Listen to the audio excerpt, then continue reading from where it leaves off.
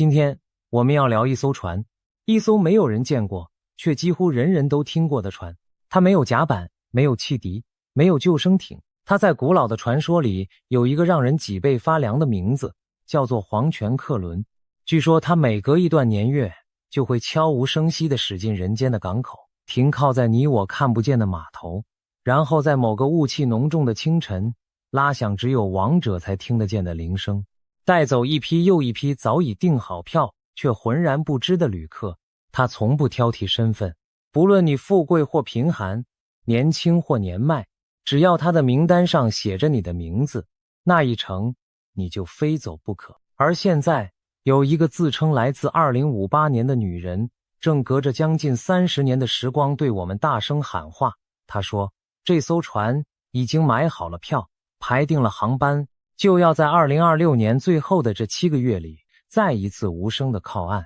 她说的这个时间点，距离你看到这支影片的此刻可能只剩下短短的几个月。问题是，这一次她要带走的人会不会就坐在你我身边？会不会就是正在荧幕前喝着一口热茶的你？而那个放出这道警告的女人，她的名字叫做国分玲。相信很多人这几个月一定都在网络上反复刷到过她的身影。整件事的引爆点要从2026年2月那个让全球社群一夜疯狂的凌晨说起。那一天是2月24日，时间精准地停在凌晨3点17分。一个已经沉寂了将近5年，几乎被所有人遗忘的账号毫无预兆地突然亮了。系统的登录记录清清楚楚地显示，这次登录来自日本东京本土。他没有发出任何一句话，没有留下任何一张图片，整个账号只在线上停留了短短17秒，然后就像一缕青烟再度熄灭在数位世界的深处。可就是这17秒，像一根烧红的火柴，被丢进了堆满干草的谷仓。一夜之间，关于他的解析影片在世界各大平台像野火般窜烧，累积的播放次数突破了惊人的20亿。从日本到台湾，从欧美到东南亚，无数人连夜翻出他5年前的旧文，一条一条的对照，越看越是手脚冰凉，越看越是头皮发麻。因为这个女人正是当年那个让整个日本乃至整个华语世界都为之震动的自称从2058年回到过去的未来人。他当年消失前曾留下最后一句沉甸甸的承诺，说自己会在2026年9月26日再一次回到这个时代，补上关于人类未来10年的所有答案。而那一天正是我们现在翘首以盼，心里却又隐隐发怵的日子。要看懂这场横跨5年的大戏，我们得先把时间倒回到一切的起点。2019年的12月，当时在日本一个匿名的网络讨论区里，悄悄冒出了一个自称来自2058年的人。他说自己本名国分玲，生于2034年，在2058年的时候是一所国立大学建筑系的研究生。他讲了一个听起来活脱脱像科幻小说的故事。他说他并不是孤身一人胡乱穿越时空的，而是参与了一个由来自日本与中国的13名研究生共同组成的秘密团队。他们呕心沥血，合力打造出了一台能够进行时空转换的装置。而他之所以会被选中成为那个回到过去的人，原因既现实又巧妙地让人拍案。因为他知道自己那位已经过世的父亲生前的银行账户。换句话说，这个团队真正需要的是一个能够把资金跨越漫长时间运送过去的人。他们要在过去埋下一笔财富的种子，再等到遥远的2058年取出收割，用来支撑这个耗资庞大的研究计划。而国分玲就是那个被命运选中的跨越时空的汇款员。这个开头如果仅仅只是这样，那他和网络上千千万万个信口开河的吹牛者没有任何区别，顶多博君一笑，隔天就被人忘得一干二净。真正让所有人猛地闭上嘴，开始正襟危坐盯着他看的是接下来陆续发生的那些事。他在还没有任何一个人相信他的时候，就甩出了一连串具体的预言，而这些预言竟然一个接着一个精准地成真了。他说，东京奥运会地主国日本将会拿下27面金牌。后来奥运落幕，日本的金牌总数不多不少，正好就是27面。他说2020年的3月，全球的股市会因为一场席卷而来的疫情而暴跌，日本的日经指数会应声崩盘。后来新冠疫情吞没了整个地球，那年3月的那场股灾，至今仍是许多投资人午夜梦回时的噩梦。他说，当时的日本首相安倍晋三会辞去职务，而接替他上台的人会是菅义伟。后来安倍果然以健康因素为由请辞下台，接棒的正是菅义伟。他甚至大胆地说出了一个极其具体的日期，他预言东京奥运会将会延期，最终会在2021年7月23日举行。而那场因为疫情硬生生延后了1整年的奥运会盛大开幕的那一天，分毫不差，正是7月23日。你能想象当年那些网友一条一条翻看这些被精准命中的旧闻时，是怎样一种毛骨悚然的心情吗？一条两条也许可以说是巧合，可当这么多精准到日期、精准到数字的预言，层层叠叠的一字排开摆在你面前时，那种仿佛被冰水从头浇下的真实感，会让任何一个再怎么铁齿的人都忍不住开始动摇。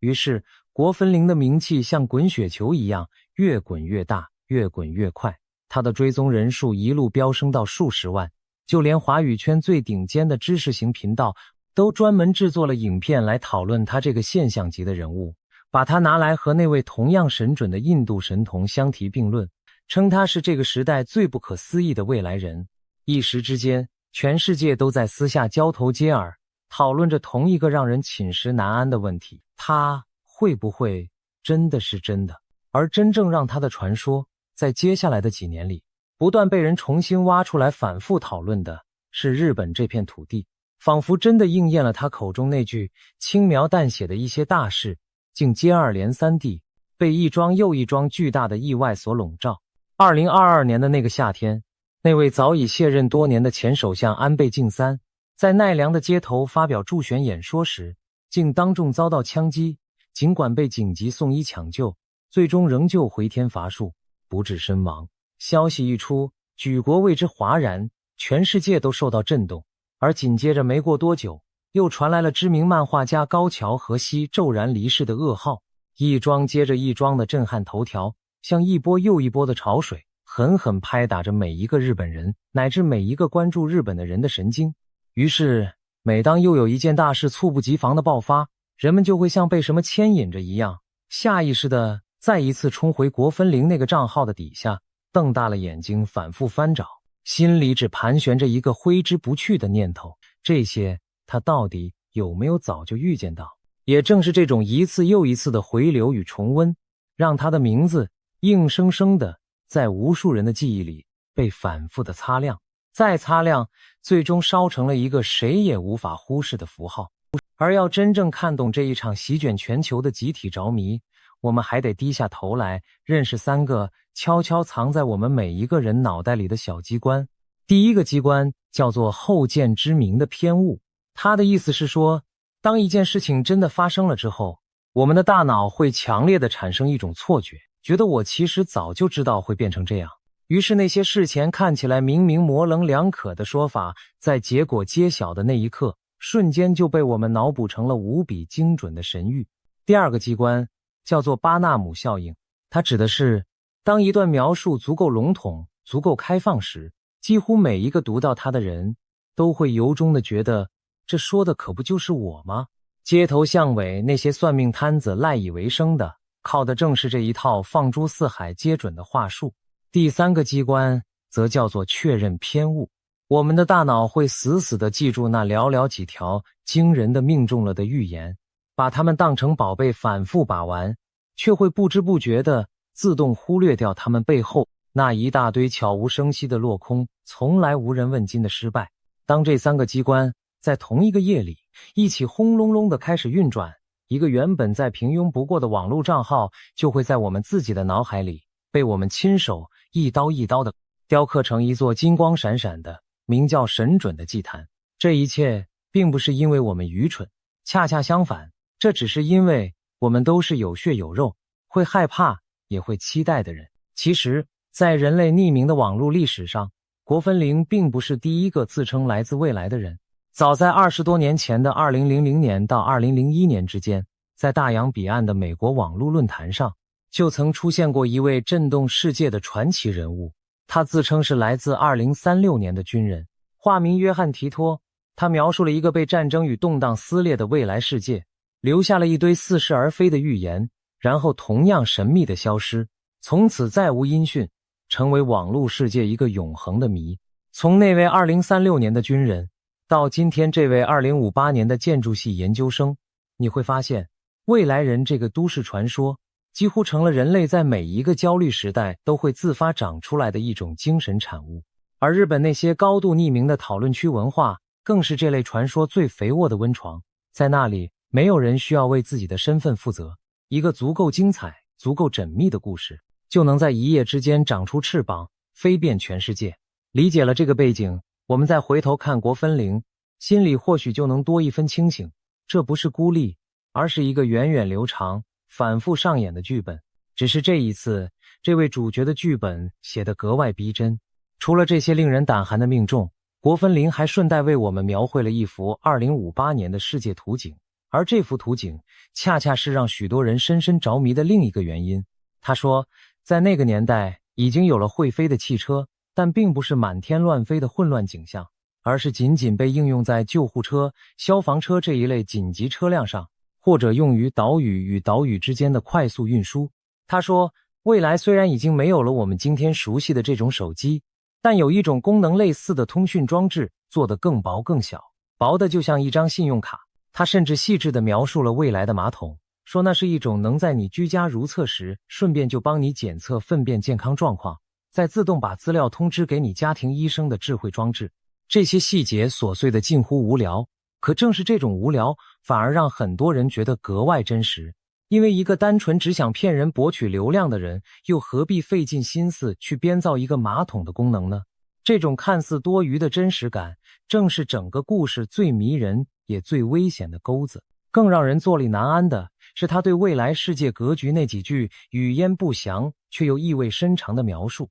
他隐约提到，在未来的某个时间点，东亚的政治版图会发生剧烈的变动。他谈到了一些关于大型企业、关于经济干预、关于民主化浪潮在幕后悄然涌动的片段，甚至隐晦地提及，在2039年前后会出现一场足以改变一切的巨变。他的说法支离破碎，东一块西一块，像极了一个人努力回忆很久很久以前读过的历史课本，记得大概的走向与轮廓，却怎么也说不清具体的细节与来龙去脉。这些话在当年没有任何人能够验证，放到我们今天这个时间点依旧无法验证。但也正因为无法验证，它才像一根极细的刺，轻轻地扎进每一个关心这片土地命运的人心里，不疼，却时时刻刻提醒着它的存在。我们今天不去深究这部分内容的真假对错，但我们必须承认，正是这种对宏大历史的暗示，让国分灵的形象从一个单纯算命的悄悄地升级成了一个仿佛握有人类整本剧本的执笔者。然后就在所有人都对他深信不疑，把他的每一句话都奉为圭臬的时候，他毫无征兆地消失了。2021年9月26日，他发出了最后一篇公开的文章。他在文章里平静地写道，这一天是他能够停留在这个时空的最后一天，他必须要返回2058年了。他没有哭天抢地，没有依依不舍，只是淡淡的预告自己将会在整整5年之后，也就是2026年9月26日再一次归来。到那个时候，他会把关于人类未来10年的所有答案一次性的全部补齐。说完这句话，这个曾经搅动了全球舆论的账号就此沉入了一片长达5年的死寂。而在这漫长的5年里，世界发生了什么？我们每一个人都亲身经历过战争、疫情、通货膨胀、能源危机，一场接着一场，从来不曾停歇。可那个曾经仿佛预言过这一切的女人，却像是从来不曾在这个世界上存在过一样，再无半点声息。直到2026年2月那个寒冷的凌晨，那短短的17秒，才像一道闪电，把所有人尘封已久的记忆瞬间轰然引爆。那几天，整个网络世界几乎陷入了一种难以言喻的集体癫狂。有人不眠不休，一帧一帧地去反复分析那17秒登入里的每一个细节。有人翻出了世界地图，一脸认真地计算着东京的凌晨3点17分在2058年那个遥远的未来，究竟对应着一个什么样的时刻？是出发还是抵达？又有人把这串数字拿去和他过往所有的贴文一一比对，试图从中破译出某种隐藏的密码或暗示。短短几天之内，这场原本只在小众论坛里悄悄发酵的骚动，就像决了堤的洪水一样，轰然冲进了所有人的主流视野。它从专业的科技讨论区出发，一路汹涌地蔓延到各家各户的街，蔓延到公司的茶水间，蔓延到街头巷尾每一场看似无聊的闲聊。那累积突破20亿次的惊人播放量，背后意味着的是这颗星球上几乎每4-5个人里，可能就有一个人曾经为了这短短的17秒，停下了手边正在忙碌的事，发自内心的认真惊讶过，也讨论过。一个整整沉默了5年的账号，仅仅凭借着无声的亮起17秒，就搅动了整个地球的神经。光是这一件事本身，无论它最终被证明是真是假，都已经足够被重重的皮写进网络世界的史册里了。而这里恰恰藏着一个我们很容易忽略却又格外危险的陷阱。当你亲眼看到一个说法已经累积了20亿次的点阅，当你发现身边几乎每一个人都在认真地谈论着同一件事的时候，你的内心深处会不由自主地升起一个念头：这么多人都在说，这么多人都在信，那它恐怕不会是假的吧？这种感觉在心理学上有一个非常贴切的名字，叫做从众，又或者说社会认同。我们本就是群居的动物，在漫长的演化岁月里，跟随大多数人的选择往往就意味着更安全。于是我们的大脑几乎是天生地就倾向于把人多直接等同于正确。可你只要稍微冷静下来，仔细想一想，就会立刻发现，一件事情被多少人转发，被多少人讨论，和这件事情本身到底是真是假，根本就是两码子事。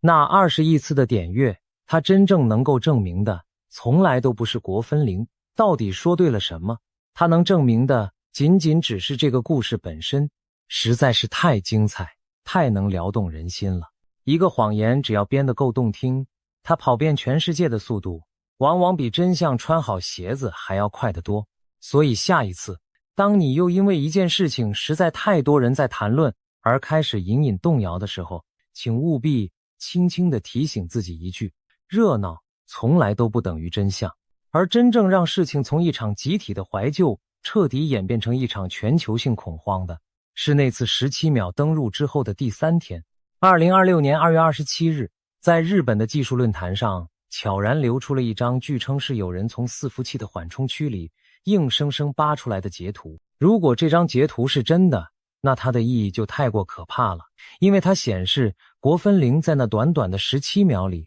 并不是什么都没做。他写下了一篇贴文，但他把这篇贴文设成了仅限自己可见，所以在当下没有任何一个人能看到它的内容。可偏偏这篇本该被牢牢锁在私密世界里的草稿，被人从伺服器的暂存资料中给挖了出来，暴晒在所有人眼前。而这篇草稿的内容正是他当年承诺要补上的那份横跨2026年到2035年整整10年的未来大预言。想想看，一篇连发布者本人都打算藏起来的私密草稿却被公诸于世，这种感觉本身就带着一股说不出的诡异与宿命感。接下来我们就要一条一条把这份让全球无数人彻夜难眠的清单摊开在阳光底下细细拆解。不过在我们动手之前，有一件事必须先重重地说在前头。这张在网络上疯传的截图，从它出现的第1秒起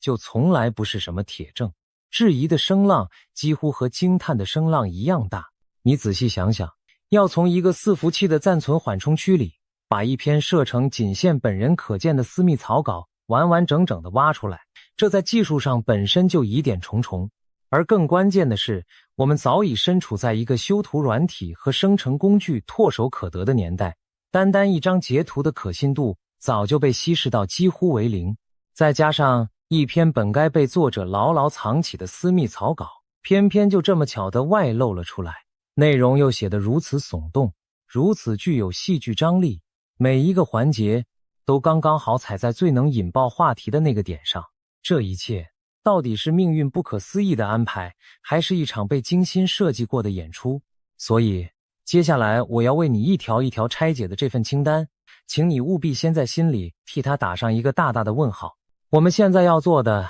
是冷静地分析一个故事，而不是虔诚地背诵一份来自未来的判决书。清单上的第一条指向了俄乌战争，他在草稿里写下了一个精确到让人发毛的日期。他说，俄罗斯与乌克兰将会在2027年3月17日正式签署停火协议，而真正意义上的全面和平协议则要一直等到2035年才会最终落笔。请你一定要注意这个说法里微妙的层次。我们把镜头拉回到你我此刻所身处的2026年年中，你会惊讶地发现，这场已经打了好几年的惨烈战争，这段时间以来确实出现了一些松动的迹象。就在2026年的春天，交战的双方曾在复活节前后达成过一次只有30多个小时的短暂停火。到了5月，又在胜利日纪念活动前后，在外部势力的居中调停之下，宣布了一次为期几天的停火。连两国的最高领导人都先后对外放出话来，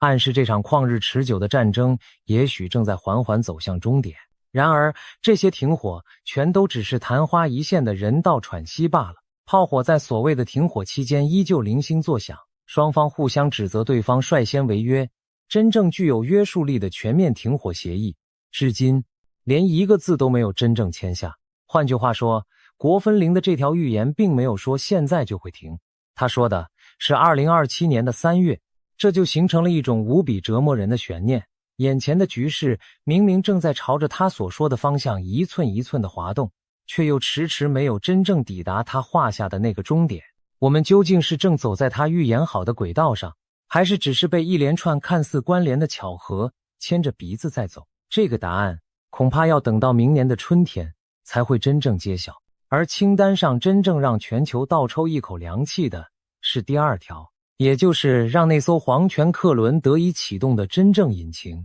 他在草稿里写道，2026年的12月，全球将会出现一种全新的呼吸道病毒，而这种病毒的传播力是当年那场新冠的整整3倍。他接着补上了一句，说这场新的疫情会在2027年的6月得到控制。你发现了吗？这个时间点正是这支影片的标题里那个让人心头一紧的关键。从你看到这支影片的此刻到2026年的年底，恰恰就是这最后的7个月。如果他说的是真的，那么这7个月就是皇权客轮缓缓驶入我们寻常生活的整段航程，而他要带走的可能就是毫无防备的我们之中的任何一个人。传播力3倍于新冠，这个冷冰冰的数字一旦成真，意味着的就不只是又一次的封城，又一次的抢购口罩，而是一场规模可能更加庞大，蔓延可能更加迅猛的全球风暴。回想一下当年那场疫情是如何彻底的、不可逆地改写了我们每一个人的工作、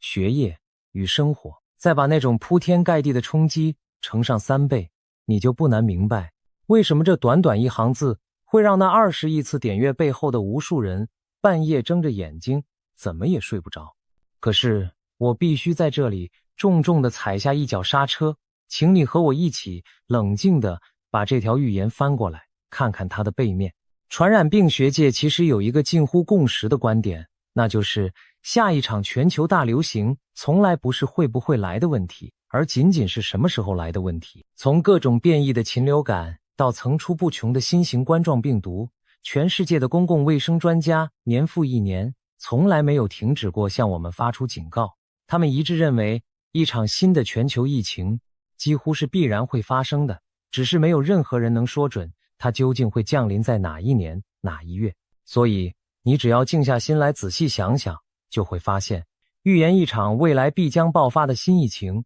这件事本身的命中难度其实远远低于预言一个精确的奥运金牌数。把一件本来就有极大概率会发生的事情安上一个具体的月份，再配上一个耸人听闻的倍数，它听起来就会显得无比精准，无比骇人。我这样说绝对不是要你掉以轻心，恰恰相反，无论这个预言最终是真是假，做好个人的卫生防护，在家里常备一些必要的物资，密切关注官方权威发布的卫生资讯，这些本来就是任何一个理性的现代人应该常年放在心上的功课。我们可以警惕病毒，但我们真的不必为了一张来路不明的网络截图而陷入无谓的恐慌。守住理性才是这个时代最好的疫苗。这份害人的清单到这里还远远没有结束。第3条，他把矛头直指向了我们每个人的钱包。他预言2028年全球将会爆发新一轮的金融危机，而这次危机的导火线是美国国债的违约风险，将会动摇整个以美元为核心的全球结算体系。第4条，画风陡然一转，飞向了浩瀚的外太空。他说2029年的4月，美国太空总署的火星探测器将会发现远古微生物的化石。换句话说，人类将首次找到地球以外曾经存在过生命的铁证。而第5条则重新把我们的目光狠狠地拉回脚下这颗星球的剧烈震颤。他预言2028年的11月，美国黄石公园地底下那座沉睡已久的超级火山将会出现大规模的地质移动，而它真正喷发的几率到了2030年将会高达 78%。 你看，从欧亚大陆上熊熊燃烧的战火，到席卷全球的瘟疫，到崩塌瓦解的金融体系，再到火星上沉睡的远古生命，以及足以瞬间改变整个地球气候的超级火山，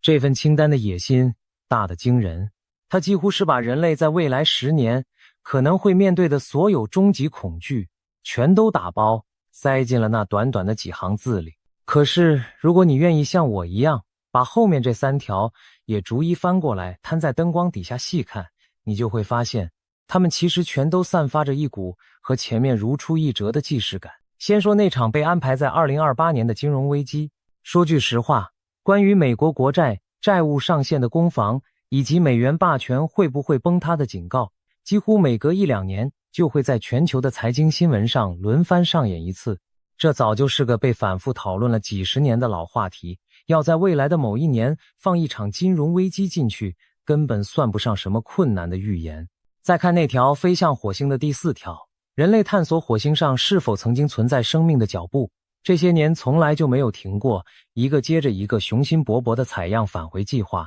正在一步步推进。而发现火星生命这样的标题，早在几十年前那场著名的陨石争论里就已经反复撩拨过我们的神经，把它安排在2029年不过是顺水推舟。至于那座黄石超级火山，它确实是一头真实存在，被全球科学家日夜紧盯的史前巨兽。这份恐惧是真的，但问题就恰恰出在那个数字上。主流的地质学界普遍认为，它在可预见的短期之内真正喷发的几率低到几乎可以忽略不计。而国分林口中那句2030年喷发几率高达 78% 的断言，正是最典型也最高明的一种话术。它把原本缥缈无形的恐惧硬生生包装成了一份看似盖了官方钢印的科学报告。一旦挂上这样斩钉截铁的数字，原本虚无的担忧就突然变得沉甸甸的，有了重量。讲到这里，如果我只是把这些预言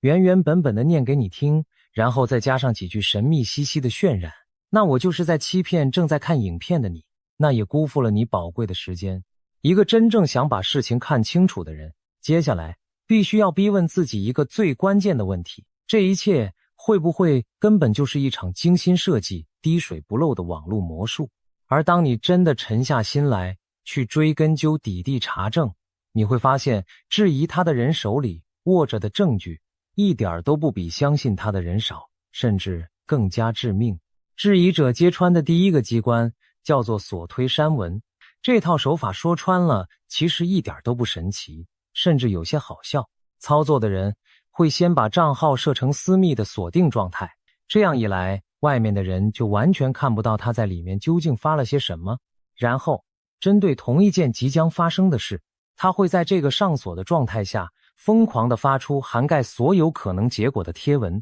我们就拿奥运金牌数来举个例子，它可以从0枚一路猜到99枚，每一个数字都各自发上一条。等到比赛结果终于揭晓，金牌数确定是27面之后，他要做的事情就只是冷静地删掉其余那98条全都猜错的贴文，只单单留下27面那一条。然后再把账号从上锁轻轻一点，切换成公开。由于这些贴文发布的时间全都凝固在当初上锁的那一刻，等到那些不知情的网友后来循着线索找上门来，他们亲眼看到的就是一条早在事件发生前好几个月就已经精准命中最终结果的神级预言。一场看似100%的奇迹就这样被一连串冷酷的排列组合，外加一个轻飘飘的删除键给凭空制造了出来。而最致命的一击来自一组冰冷的不带任何感情的数字。有细心的人比对之后发现，国分林的账号在正式公开之前原本显示曾经发过大约600则贴文，可是当这个账号正式转为公开呈现在所有人面前时，却只剩下了大约50则。那么那凭空消失的500多则贴文究竟都去了哪里？更要命的还在后头。有人专门去翻查他那些神准贴文底下最早的网友回复，结果发现第一条回复的日期竟然是在奥运闭幕之后的8月9日。这就出现了一个无论如何都解释不通的巨大矛盾。如果他真的是早在比赛开始前好几个月就大大方方地公开预言了金牌数，那为什么在长达数个月的漫长时间里，这些贴文底下竟然连一条回复都没有，非要一直等到结果都尘埃落定了，才终于开始有人陆续留言？这一整串前后错位的时间线，几乎就是把锁推删文的整套操作流程明明白白地摊在灿烂的阳光底下给每一个人看。如果说以上这些还只是手法层面上的合理推理，那么接下来的这些就是他实实在在的当众翻了车。在那层神准的光环之下，国分林其实有相当多的预言是彻底落空的，只不过在那些被精心筛选过后的叙事版本里，这些难堪的失败很少有人会主动提起。他曾经非常具体的预言2024年的1月10日，日本北海道的石胜外海会发生一场规模 8.2 震度高达7的巨大地震。结果那一天那个地点根本就没有发生他所说的那场大地震。他还预言过令和之后的日本新年号叫做万治，可是研究的人指出，日本年号的选定有着一整套极为严格的规范与程序，而万治这个词被高度怀疑，根本就是从某个动漫角色的同人称呼里借来的，毫无任何公信力可言。他甚至还曾经预言过日本会在2024年的9月正式发布疫情终结的宣言，而这个说法后来也被视为只是基于当时防疫趋势的一厢情愿罢了，并没有真正成为事实。一个如果真的能看见未来的人，又怎么会在这些同样具体的事情上错得这么离谱，这么彻底？还有一条线索可能比上面所有失败的预言加起来都更值得我们提高警惕，那就是钱。质疑者敏锐地注意到，国分林后期的言论开始越来越频繁地往一个特定的方向靠拢，那个方向就是加密货币。他声称自己当年在2019年就买进了1400枚以太币，然后把它们小心翼翼地埋在父母家的院子里，准备一直留到2058年再取出。他还预言比特币未来会涨到一个天文数字，折合大约是494万美元一枚。但他紧接着补上了一句意味深长的话，他说到了那个价位，这个东西就只能卖不能买了。各位朋友，这句话请你一定要牢牢记在心里。在投资的世界里，当一个被众人捧上神坛的人物一边不断地向你描绘某个资产惊人的未来涨幅，一边又不失时机地暗示着某个只进不出的神秘时机时，这往往就是最危险的讯号之一。学术界把这一类现象归类为一种半真半假的网络谣言，它真正的可怕之处就在于它懂得用一大堆已经千真万确发生过的真实事件来当作香甜的诱饵，然后再悄悄混进大量根本无法验证的虚假讯息，让整个故事比100%的谎言更具备传染力，也更容易让人卸下心防，乖乖掏出自己的真金白银。我在这里要非常非常严肃地对你说一句，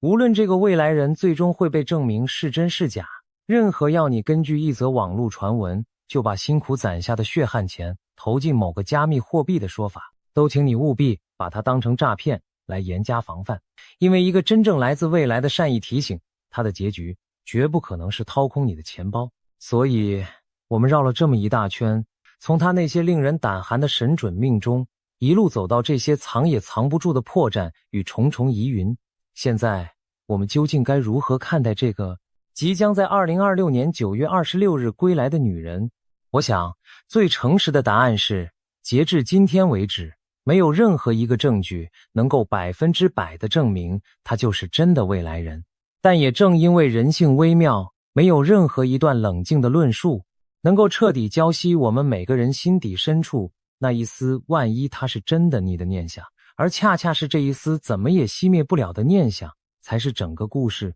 最值得我们静下来深思的地方。你有没有认真想过，为什么在这个科技已经如此发达的年代，我们反而比过去任何一个时候都更加渴望未来人，更加迷恋预言？我觉得这个问题的答案就藏在我们所有人共同的焦虑里。这几年，一场疫情把我们长时间地关在了家里，一场场战争在每天的新闻画面里日夜燃烧，悄然攀升的物价正一点一点地掏空我们本就不丰厚的存款，未来变得前所未有的模糊，前所未有的不可掌控。当一个人深切地感到自己已经完全无法掌握明天时，他就会出于本能地去伸手抓住任何一根，哪怕只是看起来能让他预知明天的稻草。国分灵真正的魔力，也许从来就不在于他究竟说对了什么，而在于他精准地、狠狠地击中了这个时代里每一个平凡普通人内心深处那份对未知的巨大不安。说到底，我们真正害怕的，其实并不是那艘虚无缥缈的黄泉客轮，我们真正害怕的是自己对命运一无所知，是自己面对明天时的那份毫无准备的无力感。也正因为如此，当我再回过头重新凝视那份所谓的10年清单时，我看到的已经不再是一个未来人冷冰冰的预言，而更像是一面被高高举起的镜子。你不妨仔细端详一下那份清单上的每一个项目：燃烧的战火，蔓延的瘟疫，崩塌的金融，火星上沉睡的远古生命，地底下随时可能苏醒的超级火山。这些东西难道不正好就是我们这个时代每天一睁开眼睛就在新闻里反复看到的那几样最深的恐惧吗？它们没有任何一条是凭空冒出来的天外飞仙，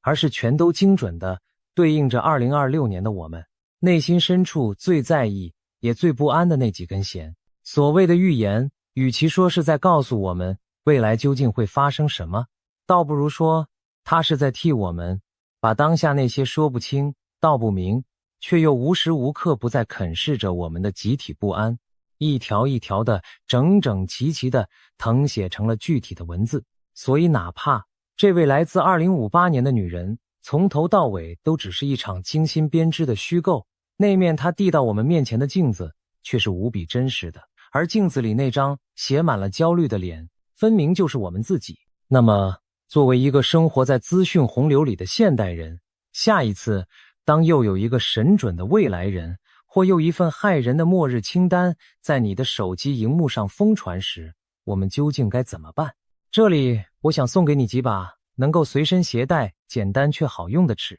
第一把尺是去问这个预言到底有没有给出可以被验证的明确的时间与细节，还是只是一堆怎么解读都对、永远也不会出错的空话。第二把尺是去想这个故事流传开来，到底谁会从中获利？是单纯的流量与关注，还是说背后有人正等着你掏出真金白银？第三把尺也是最重要的一把，是只要他开始引导你去投资、去转账或去购买任何东西，那么无论这个故事被包装得多么完美、多么动人，你都应该在那一刻立刻在心里拉响最高等级的警报。第四把尺则是回想我们前面聊过的那些原理，冷静地去估算一件事情真正发生的几率。一场迟早会来的疫情和一个精准到个位数的奥运金牌数，他们的命中难度根本就不在同一个量级上。把这几把尺悄悄收进口袋里，你就能尽情享受这些离奇故事带给你的乐趣与想象。却再也不必被他们牵着鼻子走。那么2026年9月26日那一天真正会发生什么？我大胆的猜测，最有可能的结局其实平淡的会让很多人感到有些失望。也许那个账号会再度悄然亮起，发出一些足够模糊，怎么解读都能说得通的新预言，然后我们又会迎来新一轮全球性的狂欢、争论与刷屏。又也许它会就此永远的沉默下去，突然留下一个无人能解的谜团，继续在网络世界的某个幽暗角落里被一代又一代人翻出来，反复的咀嚼、猜测。但无论最终是哪一种结局，我真正希望你能从这支影片里带走的，从来都不是恐惧，而是一种难得的清醒。我们完全可以对未知保持一份敬畏，可以对这些离奇的故事抱有一份好奇，这是人之常情，也是生活里难得的乐趣所在。但与此同时，我们也一定要握紧手里那把名叫理性的尺，用它去丈量每一个耸人听闻的说法，去细细分辨哪些是真正值得我们警惕的善意提醒，而哪些又只是用来收割我们的情绪，甚至收割我们钱包的精心陷阱。所以让我们回到最开始的那个问题，这最后的7个月，皇权客轮究竟要带走谁？我的答案是，没有任何人能够真正的替你我预定下那张船票，除非是我们自己因为一时的恐慌而乱了方寸，因为一念的轻信而亲手交出了判断。真正能够保护我们的，从来都不是某一个来自2058年的神秘女人，而是我们今天好好的吃每一顿饭，好好的睡每一个觉，认真照顾好自己的身体，稳稳守护好自己的钱袋，并且珍惜身边每一个还能伸出手真切触碰得到的人。如果2026年9月26日他真的回来了，我们当然会在第一时间为你带来最完整、最理性的解析。但在那一天到来之前，与其惶惶不安地去等待一场未知的审判，不如就把这未知的7个月认认真真、踏踏实实的当成属于我们自己的独一无二的最珍贵的7个月，好好去活。毕竟能不能登上那一艘船，从来都不是别人说了算的事，这一次方向盘就牢牢地握在你自己的手里。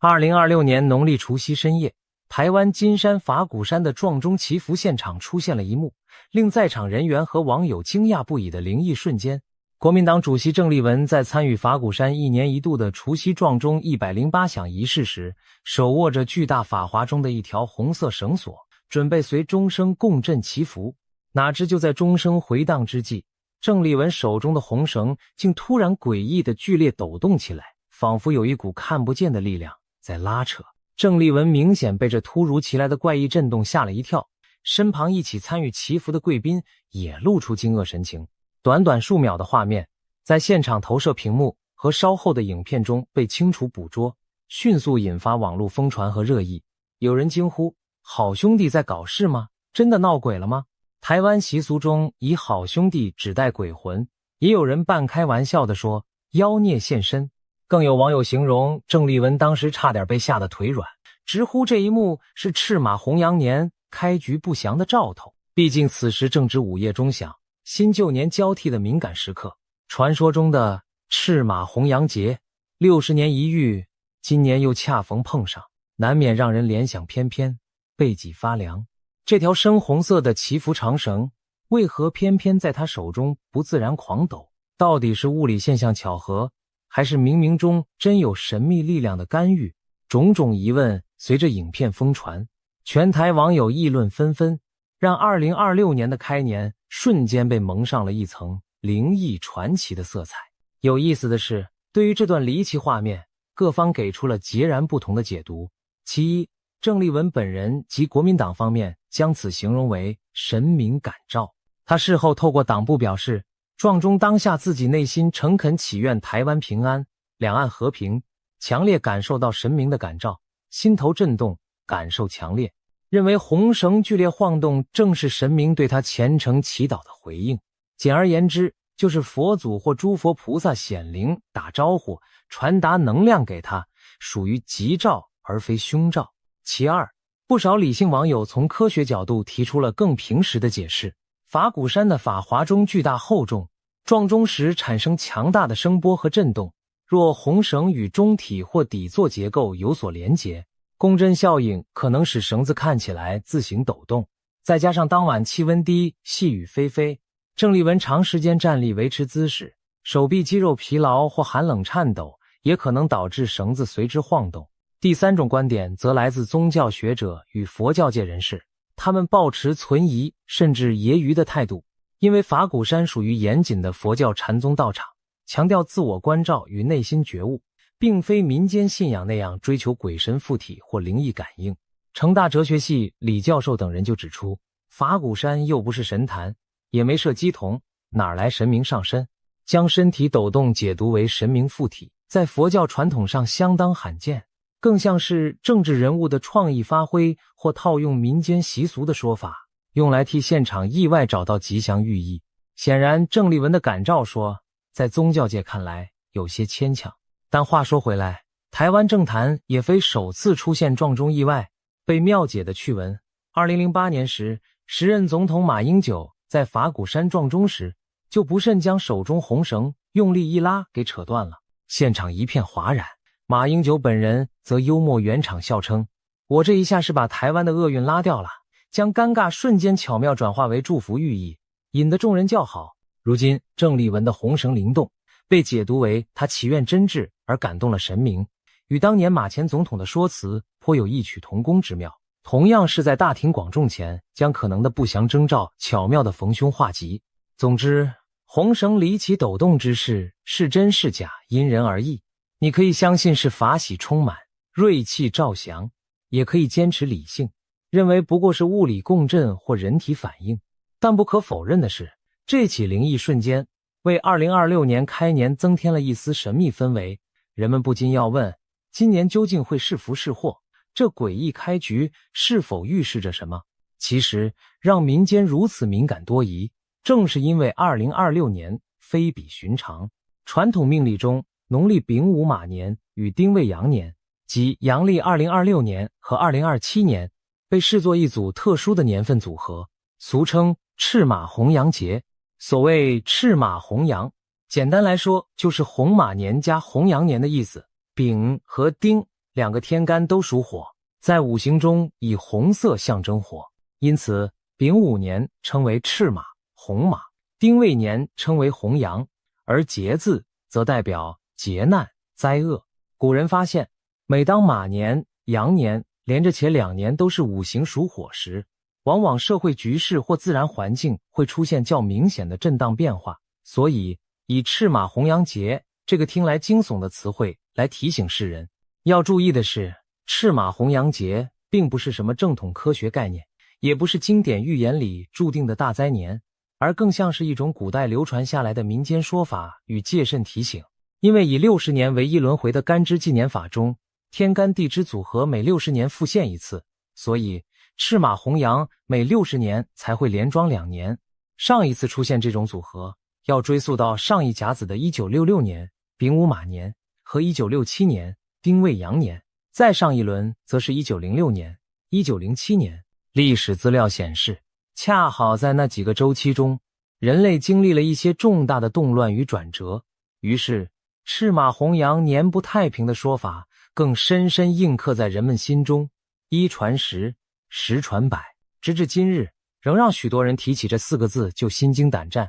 60年前的1966到1967年，正值20世纪动荡的60年代，期间发生的巨变犹令华人世界记忆犹新。当时中国大陆爆发了席卷全国的文化大革命，号称要横扫旧世界的红色风暴正式开启10年浩劫。从1966年下半年开始，极端政治运动引发全民动乱，中华传统文化遭受毁灭性破坏，整整10年内斗使无数家庭破碎，人命丧失，堪称人类现代史上最疯狂混乱的时期之一。文化大革命带来的大灾难刚好起幕于丙午马年，难免令人不寒而栗地将其和赤马节联想在一起。60年一甲子轮回后的今天是2026年，民间不禁忧心忡忡，会不会又有类似的大劫来临呢？除了中国，放眼全球，1966到1967年前后，其实也是多事之秋。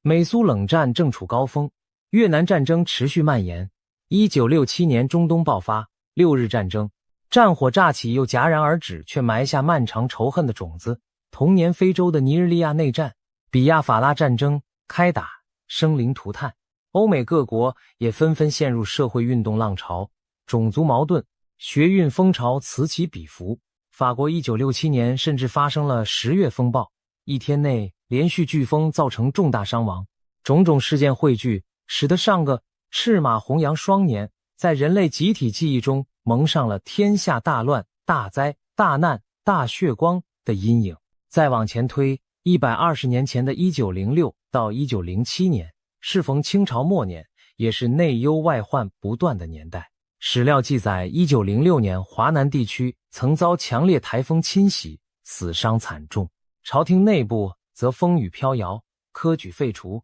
新政变法引起种种震荡。而更戏剧性的是，清帝国的统治核心在接连2年中相继陨落。垂帘听政数十载的慈禧太后和光绪皇帝于1908年底前后去世，朝野震动。虽然严格说在丁未羊年过后数月，但早已风雨飘摇的政局可谓在马羊年连催之下走向末路。随后不久，武昌城头的枪声打响，清王朝在辛亥革命中土崩瓦解。可见，在那2个红马红羊相继的年份，无论自然环境还是人类社会，都处于多事高危期。这些历史经验汇集起来，更加深了逢此组合必有大劫的民间印象。然而，冷静想来，劫难并非宿命，历史更多是巧合与人为交织。正如史学者所说，并不是每一组丙午、丁未年都铁定天下大乱。例如上一甲子前的1846年丙午和1847年丁未，清朝道光年间虽也有洪灾蝗祸，鸦片战争余波未平，但未见像后世那样的大灾变。1848年之后，社会还逐渐走向太平期。所以赤马红羊节更多是古人基于经验做出的一种趋势提醒。因为火旺之年常常节奏加快，情势多变，压力剧增，容易出现动荡。于是提前提点大家要稳住心态，戒慎恐惧，以免措手不及。抱持这种心态来看，我们就不会过度恐慌于那个节字，而是把它视为一种生活指南。碰上火气特盛、变化特快的年份，更要冷静谨慎，以不变应万变，反倒能逢凶化吉，转危为安。前面提到的郑丽文红绳事件，从这角度看，或许正是一个隐喻面对难以解释的意象。有人京剧迷信，草木皆兵，但也有人转念间将其视为警示与契机。如果我们能善用古人留下的智慧，或许就能在火光冲天的年份里找回一丝清凉与平静。那么现在问题来了，步入21世纪20年代中期的今天，我们将如何度过这场60年一遇的大考验？随着新年钟声敲过，我们正式踏入了民间口耳相传的赤马红羊连年。今年的丙午马年以及紧接而来的丁未羊年被视为60年一遇的大劫年，加上近年天灾人祸频繁，国际局势诡谲多变，不仅台湾民众草木皆兵，整个世界都隐隐透着不安气息。那么究竟2026年会发生哪些变局或灾难呢？有没有一些前兆或预测可以让我们提早防范？巧的是，命理师、预言家们早已纷纷放出警讯，提醒今年有几项不得不防的灾厄。我们不妨来听听这些说法，姑妄听之，全作参考。首先，台湾有位知名民俗命理老师杨登科，过去因多次准确预测政坛大事，据称他曾神准算中蔡英文2次当选总统。近期在节目中就大声示警，2026年恐怕会出现5大灾难。这听来相当骇人，但仔细分析，他所指的5大灾难，其实就是归纳最近几年全球反复出现的5种类型。1是火灾，2是爆炸，3是战争，4是地震，5是传染性疾病。乍看之下，几乎囊括了天灾人祸的所有可能面向。然而回顾刚刚过去的2025年，我们不得不承认，这位命理师点出的几项真是每样都不缺。火灾与爆炸方面，2025年台湾经历了数起震动社会的重大意外。年初2月，台中市繁华的中港路商圈突传憾事，知名百货星光三月大楼发生严重瓦斯气爆事故，巨响火光中夺走了5条人命，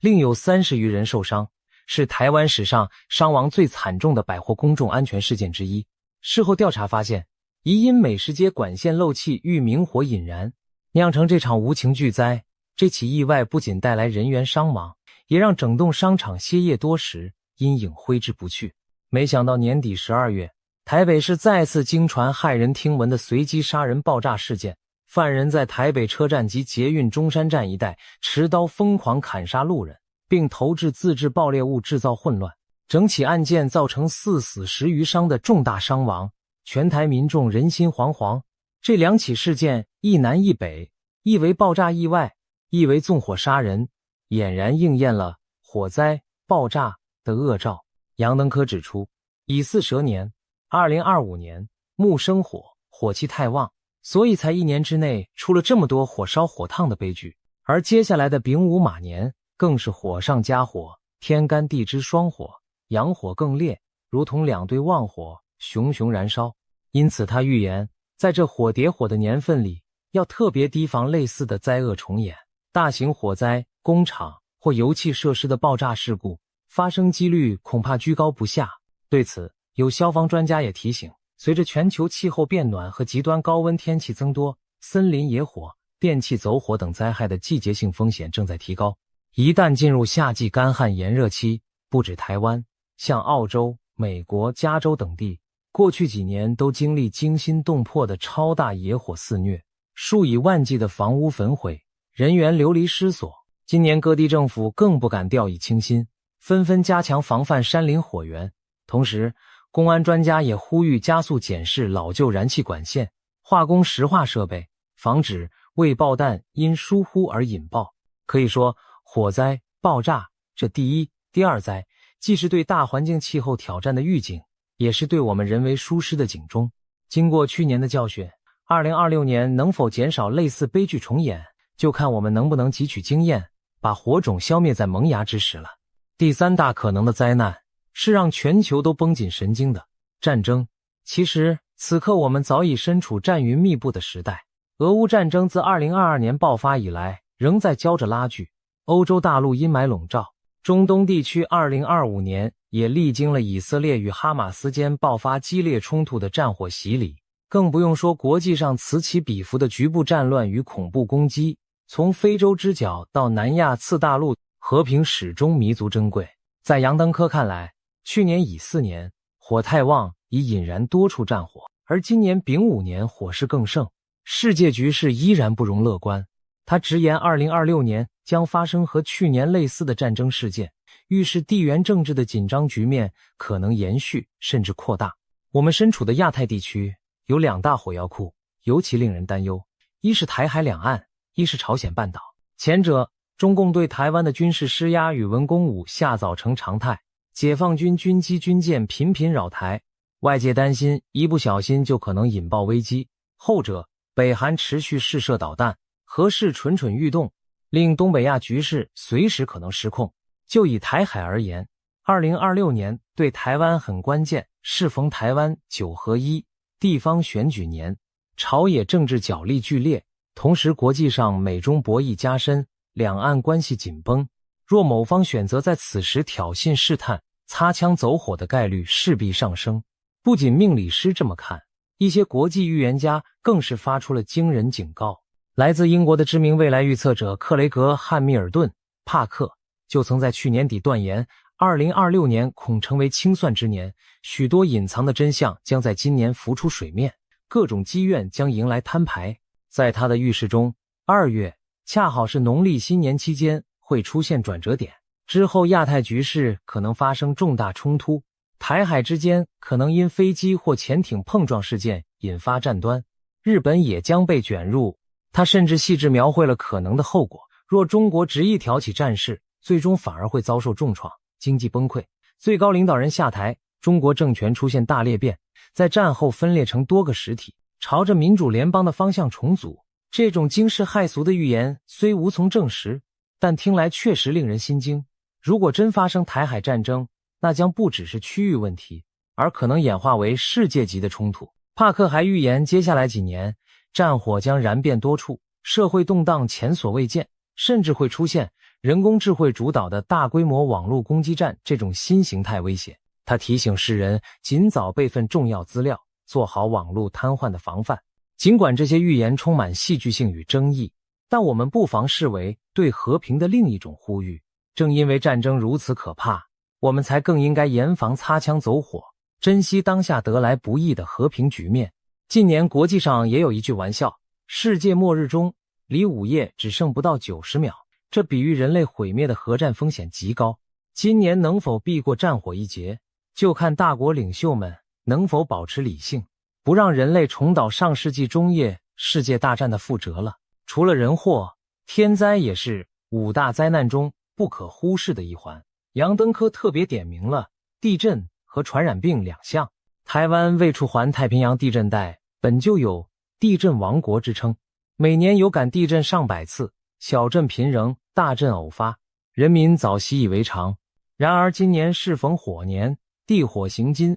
，5行相克，是否会在地壳运动上有所体现，令人心里打鼓。更何况台湾本岛及离岛周边近年已有火山活动征兆，例如大屯火山群、龟山岛海底火山等监测到能量累积。有地质学者推测，未来几年台湾发生中大型地震甚至火山喷发的几率在升高。邻近的日本群岛情况类似，去年东京附近才刚经历强震，而历史上每隔数十年日本就可能出现一次毁灭性大地震，如1995年阪神、1999年土耳其、2011年东北大地震等。一旦火旺引动了地动，后果将非常严重。诚然，科学界并无证据表明火年一定多震，但至少命理提醒我们对自然仍要心怀敬畏。因此从政府到民间，今年更应加强地震防灾演练，做好建筑结构补强，平时准备好紧急避难包，以防天摇地动时临危不乱，把损失降到最低。至于传染性疾病，可谓最近几年人类挥之不去的阴霾。杨登科把瘟疫也列入今年5大灾，警告大家仍不可掉以轻心。虽然新冠肺炎疫情在经历3年多肆虐后，全球总算在去年迈向解封常态，但病毒并未消失，而是继续变异。我国专家先前就预测过，今年可能出现新一波具有更强免疫逃脱能力的新冠变异株。事实上，2025年底国际上就出现了新的变种病毒，使一些国家住院人数回升，再度敲响警钟。因此2026年仍需提防新冠卷土重来。同时，除了新冠，人畜共通的传染病也不能忽略，像非洲猪瘟病毒这几年在亚洲散播，对养猪产业威胁巨大。肠病毒每隔数年就在儿童间流行一次，重症病例让家长谈虎色变。还有季节性的流感、禽流感也时刻可能突变，造成人际传播。病毒的世界就像暗处的火苗，一有可乘之机就会燎原成灾。我们能做的，除了强化监测预警，就是保持公共卫生习惯，加速医疗研发，争取在疫情初起时就将其扑灭。今年春季，专家们已呼吁提高流感疫苗接种率，并密切关注各地不明原因疾病的讯号，以便及早发现新兴传染病苗头。在经历过新冠浩劫的人类社会，相信对这一点都有共识，绝不能再让瘟疫不设防的偷袭成功了。综观上述，所谓5大灾，火灾、爆炸、战争、地震、疫病，其实每一项都是眼下进行式的风险，并非无中生有的新奇预言。换句话说，赤马红羊年给世人的真正挑战，不是什么天降神罚，而是看我们能否正视既有的问题。也许有人会抱怨，这5样灾难几乎把人类所有噩梦兜了一圈，听起来未免危言耸听，妖气冲天。但别忘了，提醒我们的杨老师最后也加了一句，民俗传说仅供参考，请勿过度迷信。意思是把危机意识放在心上即可，无需真的把今年当世界末日。毕竟未来是人类自己创造的，不是老天写好的剧本。我们真要做的，不是恐惧的等待灾厄降临，而是积极行动，预防坏事发生，同时心态上保持稳健从容，不让焦虑支配生活。火旺之年，更需冷静之心。有经验的人这样建议，正如古人所说，以水克火，对应到现代生活，就是提醒大家在火气特别旺的年份里，多给自己心中浇点水。比方说，遇到纷争时先缓一缓，别让怒火瞬间烧掉理智。投资理财保持谨慎，莫被一时的贪念冲昏头。火年容易有投机热潮甚至泡沫，需防范物极必反。生活作息规律健康，避免熬夜劳累上火伤身。面对危机时冷静应对，拿出慢一拍看三步的智慧来处理。这些道理平时听着普通，但在今年格外值得牢记。火红年代不一定是诅咒，也可能意味着转机与创新。正如有风险就有机遇，火象征着能量和光明，只要我们善加驾驭，就能化焚烧为光照，乘混乱而重生。谈到转机，不妨再回头看看预言家帕克的说法。虽然他预见了战争和灾祸，但他也强调大灾过后就是大福。在他眼中，2026年是一个清算旧弊、真相揭露的年份，阵痛过后反而可能带来新的契机。例如，他预言中国在经历动荡后将走向开放民主，那对世界和平与经济发展或许是长远的福音。再看印度古老的纳迪叶预言，解读师们，他们据传透过千年棕榈叶看未来，也做出类似结论。未来5年，世界将面临巨大转变，但总体而言，坏事会减少，好事会增加。这些预言无法证实其真伪，但至少传达了一个乐观信息：人类或许正在穿越一个动荡的隧道，但隧道那头隐约可见光亮。就算真有赤马红羊节，说不定也是先苦后甘，否极泰来。反观我们台湾自己，从过去到现在，多少次大灾大难中，凭借团结和毅力闯过难关，甚至转危为安。921大地震举世震惊，但也促成建筑法规改革，全民防灾意识提升。金融海啸遍及全球，台湾亦受冲击，却也加速了产业转型升级的脚步。历史一再证明，只要不丧失信心和智慧，结束并非不可化解。2026年注定是紧张刺激的一年。我们开篇从一条神秘抖动的红绳讲起，或许有人仍耿耿于怀，那究竟是巧合还是灵异？是凶兆还是吉兆？其实答案可能并不重要，重要的是我们选择用什么态度去面对它。郑丽文选择相信那是神明的善意，寄托了平安的祝福。科学家则视之为无害的物理现象，一笑置之。无论你倾向哪一种，都请记得，比鬼神更能主宰我们命运的，其实是我们自己。新的一年里，也许挑战接踵而来，烈火考验意志，狂风巨浪动摇信念，但我们完全可以像智者所说，以己为心，心静火传；以法为舟，以己为舟。把自己当作燃料，燃烧奉献，照亮未来；以真理为船，以自身为舟，在风浪中稳住方向。当每个人都尽好本分，守住良知，再大的火劫也烧不回我们的家园。回望法鼓山当夜的108声洪亮梵钟，其实寓意着消解108种烦恼，将过往不顺遂随钟声一一送走。马英九断绳笑言，拉掉厄运的梗虽是即兴，但又何尝不是人们内心美好的愿景。新年的钟声已然敲响，我们不妨也大声宣告，让那些战争、瘟疫、灾难统统远离吧。就让赤马红羊年的烈火焚尽上一个甲子的阴霾，而为未来重新锻造出一道灿烂的黎明。愿我们都能平安度过这个惊心动魄而充满挑战的年度，在劫波中看到新的生机。世事无常，但人心向善、自强不息的信念，永远是化解任何灾劫的最大法宝。新的一年，祝福大家逢凶化吉，转危为安，一起迎接属于我们的享乐丰足与光明未来。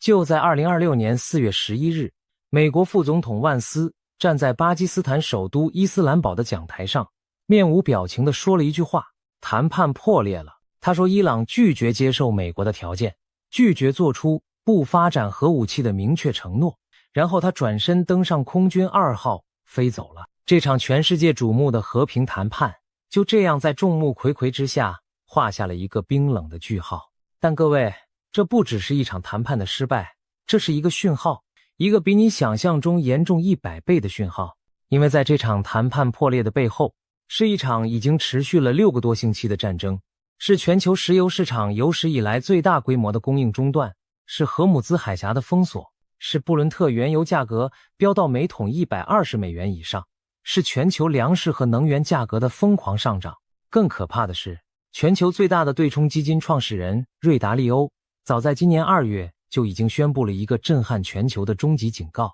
二战以来的世界秩序已经正式崩溃了，我们已经进入了他所说的大周期第6阶段，也就是最后的崩溃阶段。各位，我们可能正站在人类历史上一个最危险的十字路口。今天这期内容，我要带你从头到尾理清楚这一切到底是怎么发生的，为什么会走到这一步，以及接下来可能发生什么。准备好了吗？我们开始。要理解今天的局势，我们得先把时间倒回得更远一点，回到2025年6月，那个时候，以色列已经对伊朗发动了一场代号为雄狮崛起的12天战争。在那场战争中，以色列的精准打击摧毁了伊朗的铀浓缩设施，击毙了超过30名高级军事指挥官和10几名核科学家，甚至攻击了德黑兰的埃文监狱，造成至少79人死亡。美国在那场战争的最后几天也直接参与了对伊朗核设施的打击。到战争结束时，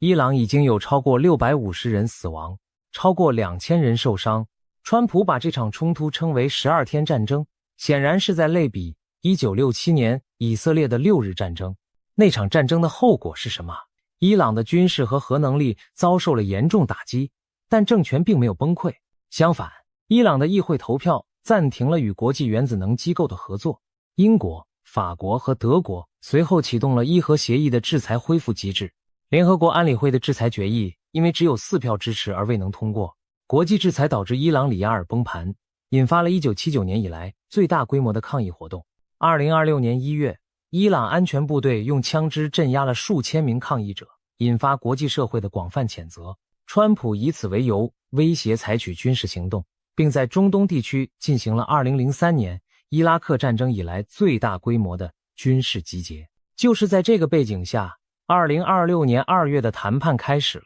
双方其实都知道，这可能是避免全面战争的最后机会。那时候，美国和伊朗其实是在认真谈判的。最初的间接会谈在阿曼首都马斯喀特进行，由阿曼外交大臣巴德尔亲自调停，后来升级为日内瓦的面对面会谈。美国派出的是特使维特科夫和川普的女婿库什纳，伊朗派出的是外交部长阿拉格齐。阿曼外长甚至在美国 CBS 新闻的访谈中公开说，双方取得了实质性进展，一项核协议触手可及。听起来很美好，对不对？但问题在于，美国要的不是妥协，是投降。美国要求伊朗完全放弃铀浓缩能力，所有等级的浓缩都不行，包括民用级别的都不行。美国要求伊朗完全拆除核设施，而且要允许美国投资伊朗的民用核能项目。换句话说，你把核弹头的材料交出来，顺便把核工业的控制权也交给我。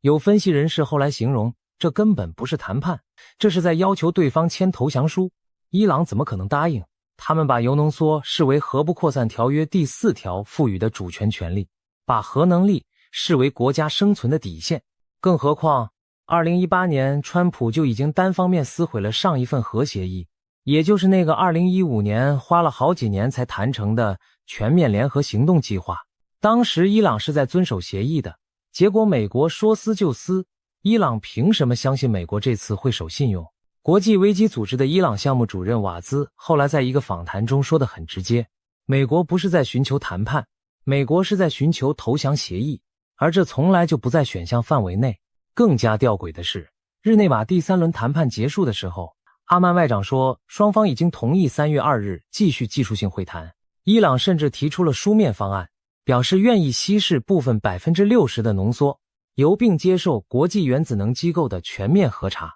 换句话说，伊朗其实做出了比2015年核协议更大的让步。但川普在2月27日说他对谈判进展不满意，对伊朗的谈判方式不满意。然后仅仅24小时后，2026年2月28日，美国和以色列联手对伊朗发动了大规模空袭。这个行动代号叫做史诗之怒。各位，这不是一般的空袭，这是2003年入侵伊拉克以来美国最大规模的军事行动。美国和以色列的联合打击，目标包括伊朗的军事设施、核设施、导弹基地、指挥中心、情报总部，还有伊朗的最高领导层。伊朗最高领袖哈梅内伊在空袭中被击毙。没错，你没听错，伊朗的最高领袖，那个从1989年开始统治伊朗30多年的人，在以色列对其官邸的精准打击下丧生了。不仅如此，他的女儿、女婿甚至孙子都在同一次攻击中死亡。同时被击毙的还有国防部长纳西尔扎德、革命卫队司令帕克普尔、国防委员会秘书长沙姆哈尼，以及大量的军事指挥官和核科学家。伊朗的整个军事和政治指挥体系在一夜之间被斩首。到3月中旬，据人权组织亨格奥估计，伊朗已经有超过5300名军事人员死亡。而美国这边呢，截至4月初，有13名美军士兵阵亡，约373人受伤。以色列方面约有26人死亡，但伊朗的平民伤亡才是最触目惊心的。到4月7日为止，经确认的伊朗死亡人数已经超过3600人，其中1700人是平民，15%的伤亡者是未满18岁的儿童。最让人心碎的是米纳布学校事件。2月28日，战争爆发的第一天，在荷尔木兹干省米纳布市的一所女子小学遭到攻击，156人死亡，其中包括120名学生、73个男孩和47个女孩，26名教师全部是女性，还有7名来接孩子的家长。受害者大多是7岁到12岁的女童。多个独立调查机构，包括纽约时报和 BBC 核实团队，确认这是美国的精准打击导弹所为。伊朗当然不会坐以待毙，他们立刻展开全面反击，向以色列发射了数百枚弹道导弹，其中一些突破了以色列的防空系统，击中了特拉维夫、海法和迪莫纳等城市的住宅区和军事设施。他们还向中东地区所有驻有美军的国家发射导弹和无人机，包括科威特、巴林、阿联酋、卡塔尔和伊拉克。革命卫队声称已经发动了超过50波攻击行动，但伊朗最致命的一招是封锁荷姆兹海峡。荷姆兹海峡有多重要？让我给你一组数据，全球大约 20% 的石油和液化天然气都要通过这条水道运输，每天超过2000万桶原油通过这里。它最窄的地方只有21英里宽，三面被伊朗领土包围。2025年通过这里的石油中，大约 80% 是运往亚洲的。中国、印度和日本是最大的进口国，日本 70% 的石油进口要经过这里。卡塔尔全球最大的液化天然气出口，几乎100%要经过这里。3月4日，伊朗正式封锁了海峡，革命卫队发出警告，任何与美国和以色列或其盟国有关的船只都将被视为合法目标。他们在海峡布设了水雷，发动了至少21次确认攻击，3艘商船在1天之内被击中，邮轮交通量先是暴跌了 70%， 然后几乎降到了0。全球主要航运公司马士基和赫伯罗特宣布暂停中东航线。国际能源署把这次事件定性为全球石油市场有史以来最大的供应中断，甚至超过了1970年代的石油危机。科威特、伊拉克、沙特和阿联酋的石油产量在2周内下降了超过1000万桶每天。布伦特原油从战前的70多美元飙升到超过120美元。美国汽油价格突破每加仑4美元。高盛警告说，如果海峡持续关闭超过1个月，布伦特原油全年均价将超过100美元。达拉斯联邦储备银行的模型估算，第2季度全球 GDP 增长将被拉低约 2.9个百分点。牛津经济研究院的模型更吓人，如果油价持续在每桶140美元维持2个月，欧元区、英国和日本将陷入经济收缩，美国也会停滞不前。但石油只是冰山一角，全球大约1/3的化肥贸易也要通过荷姆兹海峡。美国中西部正好赶上春播季节，化肥价格从每吨475美元涨到680美元。波斯湾沿岸国家 80% 以上的粮食进口被中断。到3月中旬，该地区 70% 的食品进口被扰乱，零售商被迫空运主食，消费价格暴涨 40% 到120%。而科威特和卡塔尔 99% 的饮用水来自海水淡化厂。伊朗的导弹竟然打中了部分设施。国际社会开始担心这场战争不只是军事危机，而是正在演变成一场人道主义灾难。然后，以色列干了一件让全世界都震惊的事情。3月中旬，以色列空袭了伊朗的南帕尔斯气田设施。南帕尔斯是全世界最大的天然气储藏区，位于波斯湾海底，而且伊朗那一侧的气田和坎斯的北穹顶气田是同一个地质结构。卡塔尔外交部直接谴责以色列的行为是危险和不负责任的。伊朗的反应更加暴烈，他们直接向卡塔尔的拉斯拉凡液化天然气设施发射导弹，造成严重损坏。卡塔尔能源公司警告说，这些设施的修复可能需要长达5年时间。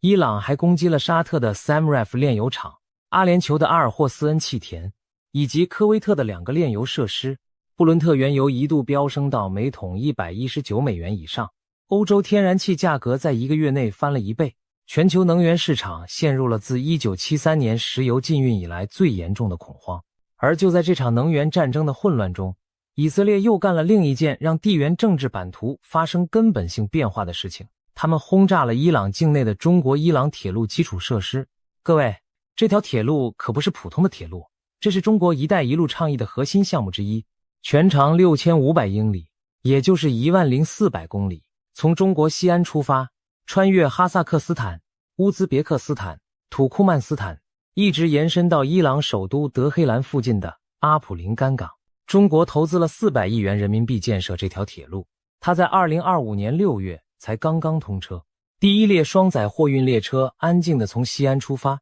，15天后到达德黑兰，海运需要30到40天，铁路只需要一半的时间。但这条铁路真正的战略价值不在于时间，它的价值在于它完全绕过了美国控制的2大海上咽喉要道，马六甲海峡和荷姆兹海峡。伊朗 90% 的石油出口到中国，而且大部分是通过所谓的暗黑船队运输的。这些船只关闭定位系统，在海上转运石油，把伊朗石油伪装成马来西亚或阿曼的石油，然后运到中国东部的小型民营炼油厂。美国一直在试图切断这条供应线，甚至考虑过在海上拦截和检查伊朗油轮。中国伊朗铁路就是为了应对这个威胁而建的。一旦铁路运营成熟，中国就可以通过陆路获取伊朗的石油和石化产品，完全不受美国海军的干扰。美国的分析人士把这条铁路称为美国的噩梦。以色列的空袭打中了伊朗南部港口城市阿巴斯港的铁路设施和桥梁。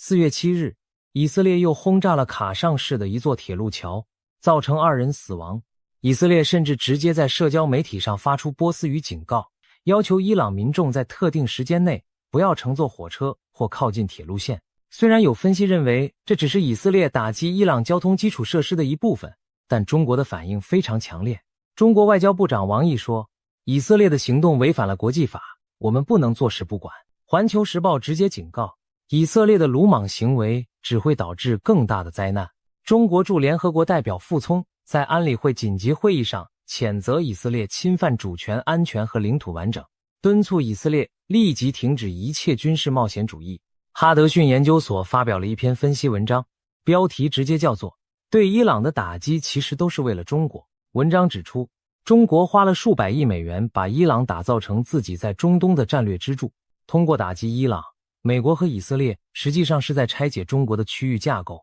文章甚至指出，伊朗是中国在台海危机中可能打出的一张战略牌。如果伊朗的政权被推翻或严重削弱，中国在中东的整个布局，从石油供应到一带一路到人民币结算体系，都会面临崩溃。这里面有一个更深层的棋局需要理解。2021年，中国和伊朗签署了一份长达25年、价值4000亿美元的全面合作协议。这份协议涵盖了银行、电信、港口、铁路、医疗、资讯科技等几十个领域。中国不仅是伊朗最大的石油买家，还是伊朗经济的生命线。在美国制裁的重压下，伊朗几乎把全部的石油出口都卖给了中国，而且是以低于市场价 8% 左右的折扣出售的。两国之间的金融交易使用中国的跨境银行支付系统，完全绕过了美国控制的 SWIFT 系统。你可以把这理解为一个平行的金融宇宙。在这个宇宙里，美元不是结算货币，美国的制裁工具失效，美国的海军无法干预陆上运输。中国伊朗铁路就是这个平行宇宙的物理基础设施。有观察家甚至注意到了一个耐人寻味的巧合：2025年6月的12天战争恰好发生在中国伊朗铁路通车1个月之后，而2026年2月的全面战争恰好发生在6个国家在伊斯坦布尔签署中国欧洲走廊南段协议的几个月之后。这是巧合吗？还是一场精心设计的地缘政治棋局？所以你看到了吗？表面上是美国和伊朗打仗，以色列在中间搞事情，但底层逻辑其实是一场全球权力重组的博弈。美国在用军事手段切断中国的能源命脉和地缘政治触角，而就在这个全球秩序剧烈动荡的时候，达利欧站了出来。达利欧是谁？他是桥水基金的创始人，管理过全球最大的对冲基金，超过50年的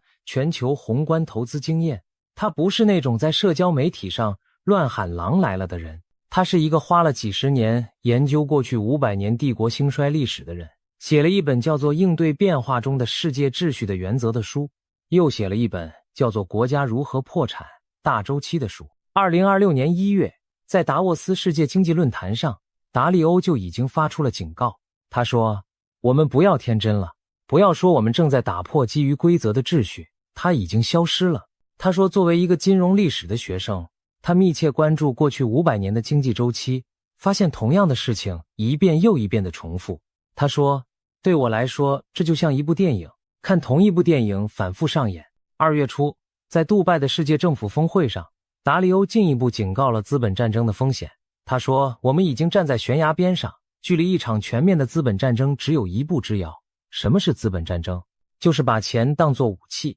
冻结对方的资产，限制对方使用美元结算系统，抛售或停购对方的国债。他类比了2战前美国冻结日本资产的历史，表面上是经济制裁，实际上是把对方逼到了不得不开战的地步。然后到了2月14日，就在美以空袭伊朗的2周前，达利欧在社交媒体上发了一篇长文，标题是正式宣布世界秩序已经崩溃了。他引用了慕尼黑安全会议的报告，那份报告叫做正在被摧毁。在那场会议上，近50位国家元首齐聚一堂。德国总理梅尔茨说，几十年来的世界秩序已经不复存在，我们正处于大国政治的时代，自由不再是理所当然的。法国总统马克宏说，欧洲旧的安全结构已经不存在了，欧洲必须为战争做准备。美国国务卿卢比奥说，我们进入了一个新的地缘政治时代，旧世界已经结束了。达利欧把这一切放进他的大周期框架里，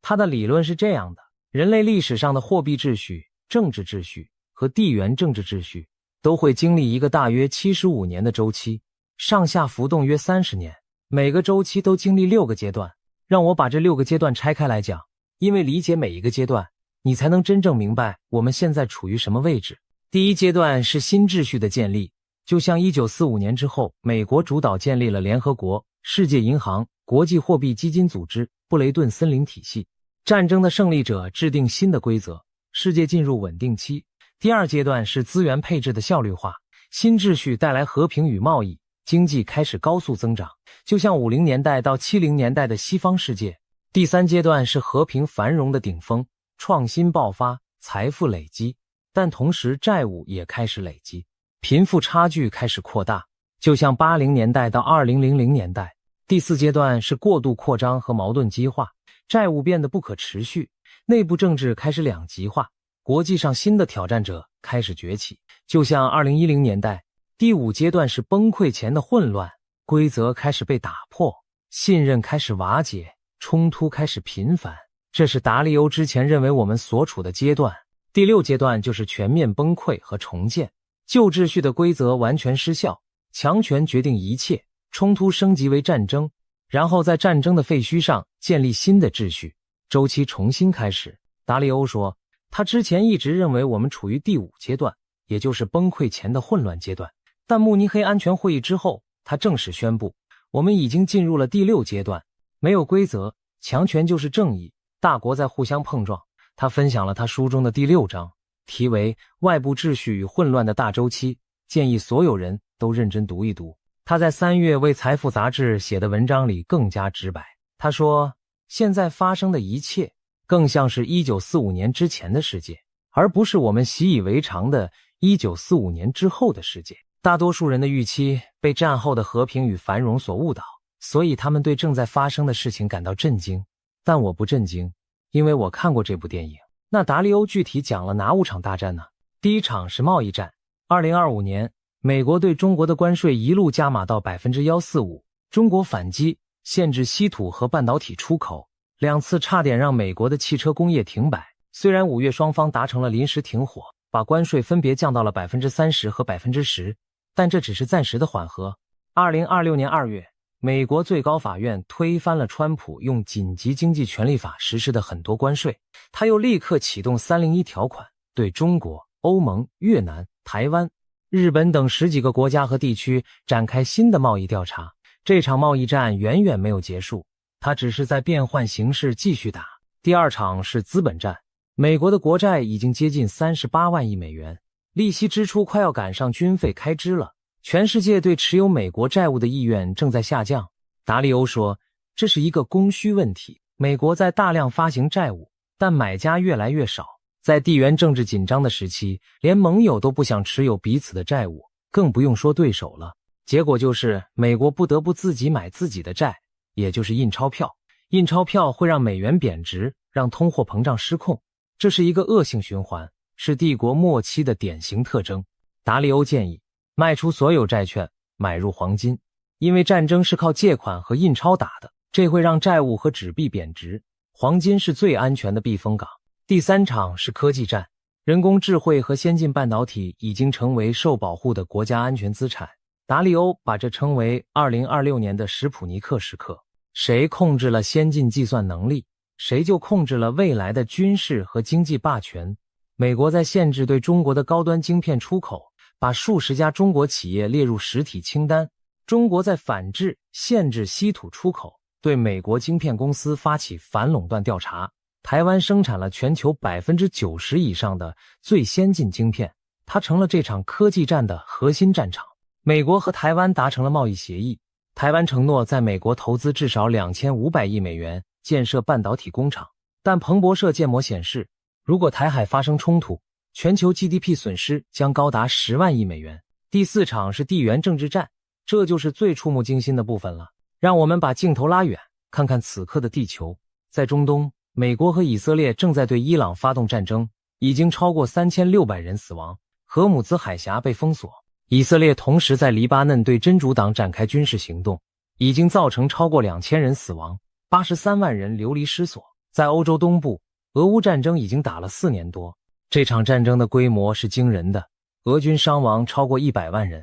乌军伤亡25万到30万人，将近1100万乌克兰人流离失所，占战前人口的 24%。 俄罗斯占领了乌克兰约 20% 的领土，包括克里米亚和顿巴斯的大部分地区。乌克兰超过2/3的电力产能被摧毁或损坏。但就算在这样的惨烈战场上，也出现了微妙的变化。2026年2月成为2024年以来乌克兰第一次收复的领土超过失去的领土的月份。乌克兰的无人机生产能力大幅提升，在南部的奥列克山德里夫卡和胡利埃波莱方向收复了超过400平方公里的土地。俄罗斯方面 67% 的公众支持和平谈判，这是战争以来的最高比例。川普和泽连斯基据说已经在 90% 到 95% 的和平方案上达成了一致，但普京仍然坚持他的最大主义要求。与此同时，台海局势持续紧张，中国的军事现代化正在以惊人的速度推进。习近平可能已经设定了2027年军事准备就绪的期限。中国海军从2003年的140艘老旧舰艇发展到了今天的234艘现代化战舰。彭博经济研究所的模型显示，如果台海爆发冲突，第一年对全球 GDP 的打击将高达10万亿美元。南海的领土争端也在加剧。格陵兰危机中，美国用关税威胁施压丹麦，全世界的每一条地缘政治断裂带都在同时发光发热。这不是一场战争，这是一个正在碎裂的世界。第五场是内部秩序战。美国内部的贫富差距已经到了极端的程度，最富有的 1% 持有 32% 的资产，政治两极化让国内共识几乎不可能达成。国会甚至没有正式授权伊朗战争就已经开打了，引发了巨大的宪法争议。五角大厦要求额外追加2000亿美元的战争经费，相当于国防预算的1/4。而与此同时，国内汽油价格在飙涨，有国会议员开始援引第25修正案，要求罢免总统。在欧洲，能源危机正在引发社会不稳定。西班牙首相桑切斯说，短暂的缓解不能让我们忘记混乱、破坏和失去的生命。他批评那些点燃世界然后带着水桶出现的人。在伊朗战争前就已经爆发了大规模抗议，安全部队的暴力镇压造成了数千人死亡。在俄罗斯，犯罪率因为战争而急剧上升，出生率持续下降，人口危机在加剧。每一个大国的内部秩序都在承受巨大的压力。达利欧特别强调了他理论中的5种力量如何相互作用。第一是货币债务周期，也就是借钱和印钞的循环。第二是内部秩序和冲突的周期，也就是贫富差距和政治分裂。第三是外部秩序和冲突的周期，也就是大国之间的权力博弈。第四是自然力量，包括气候变化和疫病。第五是技术革命。这5种力量同时恶化的时候，就是大周期进入最危险阶段的时候。而他的判断是，这5种力量此刻正在同时恶化。那3大崩溃是什么？第一个是货币秩序的崩溃。自从1971年尼克森让美元与黄金脱钩以来，全球的货币体系就建立在信用之上。但现在美国的债务规模已经大到难以为继。达利欧说，政策制定者面临一个残酷的2选1，印更多的钱还是让债务危机爆发。不管选哪个，结果都是货币秩序的崩溃。摩根大通的执行长杰米·戴蒙在去年10月的一个会议上也说了类似的话。美国曾经有机会打出一记全垒，打解决国债问题，但政府什么都没做。现在最好的选择只剩下危机管理了。中国正在加速推动去美元化，人民币结算体系、跨境银行支付系统、数字货币都是这个战略的组成部分。中国和伊朗的铁路贸易就是用人民币结算的，完全绕过了美元体系。全球央行正在疯狂购买黄金，过去1年黄金价格上涨了超过 70%。达利欧说，黄金已经成为全球第2大储备货币。他说，在战争时期，交战国之间的货币和信用往往不被信任，因为没有人知道这些货币是否还能保值。更令人不安的是，沙特阿拉伯在2年前悄悄终止了与美国延续了50年的石油美元协议。这个协议曾经是美元霸权的基石，沙特只用美元结算石油，美国提供安全保障。现在这个协议没了，而且伊朗战争爆发了，这不是巧合，这是旧秩序正在瓦解的又一个信号。第二个是国际规则秩序的崩溃。2战之后建立的联合国体系、国际法框架和多边合作机制正在被丛林法则取代。美国和以色列在没有国会授权的情况下对一个主权国家发动战争。阿曼外长在战后说，谈判其实正在取得进展。美以对伊朗发动战争完全是为了重塑中东秩序，以符合以色列的利益。俄罗斯继续占领乌克兰的领土，联合国安理会的决议因为大国否决权而被瘫痪。慕尼黑安全会议的报告用了一个词叫做破坏求政治，不是改良，不是修正，而是彻底砸碎旧的秩序。第3个是能源秩序的崩溃。荷姆兹海峡的封锁已经证明了全球能源供应链的致命脆弱性。卡塔尔液化天然气设施被导弹击中，可能需要5年修复。全球 19% 的液化天然气贸易被中断。以色列攻击伊朗的南帕尔斯气田引发了连锁反应。伊朗报复性攻击了沙特、卡塔尔、阿联酋和科威特的能源设施，整个波斯湾的能源基础设施都处于战火之中。国际能源署协调释放了4亿桶战略石油储备，但这只能暂时缓解压力。如果局势持续，全球能源供应格局将面临结构性的永久改变。各国都在疯狂寻找替代路线和替代能源，但短期内根本无法取代中东的产能。各位回头看看达利欧的大周期理论，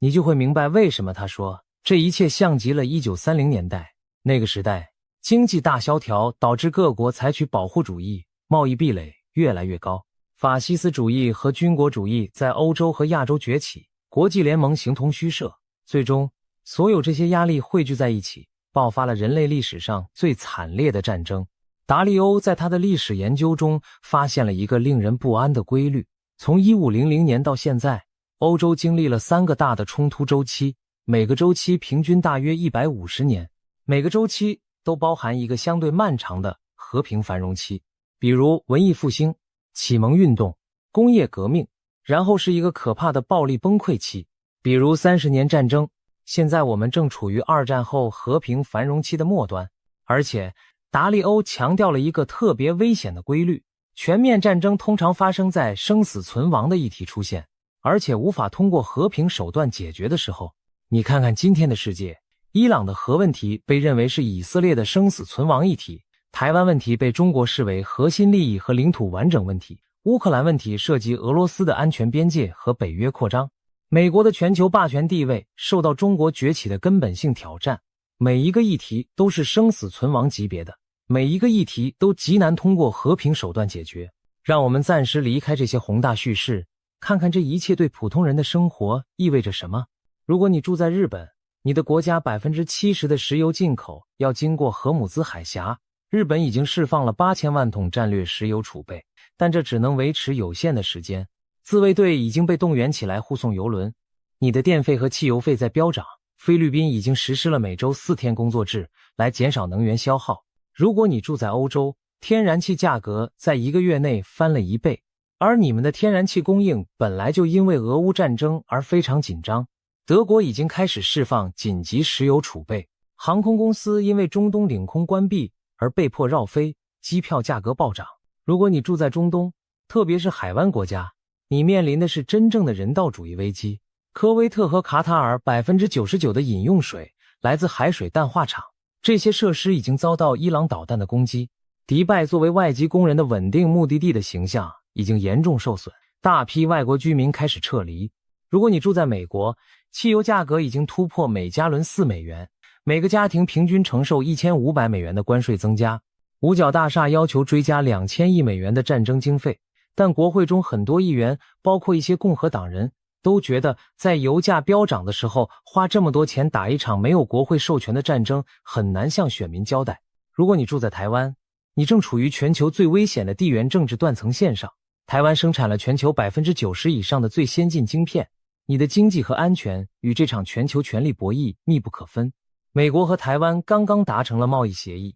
但关税仍然高达 15%， 而且中国对台湾的军事压力从未减轻。现在的世界和1930年代有多少相似之处？全球债务达到338万亿美元的历史新高，贸易壁垒越来越高，大国之间的互信几乎归零，军事冲突已经在多个地方同时爆发。而科技的发展，特别是人工智慧、无人机和自主武器系统，让下一场大规模冲突的破坏力和不可预测性可能远超过去。但我不想用完全悲观的方式结束这期内容。达利欧自己也说了，大周期有2种可能的路径。悲观的路径是误判导致更大的冲突，就像1914年的萨拉耶佛事件，一个火花点燃了整个欧洲。达利欧专门警告了囚徒困境式的升级，你打我一下，我就要打你回去，然后一步一步走向全面战争。乐观的路径是创新能力，特别是人工智慧带来的生产力革命